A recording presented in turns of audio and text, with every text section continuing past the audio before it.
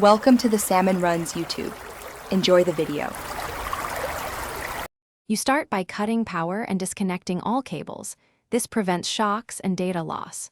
Once unplugged, wait about 10 minutes so internal capacitors discharge, then lay the TV face down on a soft, flat surface to protect the panel.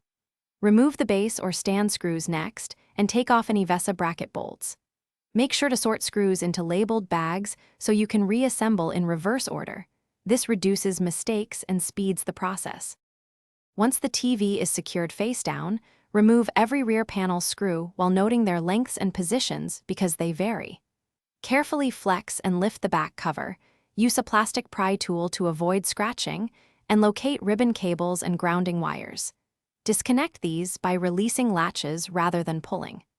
Then unscrew internal braces and side brackets that clamp the screen frame. Take photos as you go to remember cable routing and fastener locations for reassembly. To remove the UHD panel, first unclip the bezel and edge clips that secure the glass. Do this gradually so the panel doesn't snag. As you lift the display, have a second person support the opposite edge and keep movement straight up to avoid bending. The panel is fragile and flexing can crack it. Disconnect the main LVDS or COF ribbon as the final step, since it's fragile. Then place the screen in a padded, vertical cover and label it for safe storage or shipment. Thanks for watching. Consider subscribing if we helped you.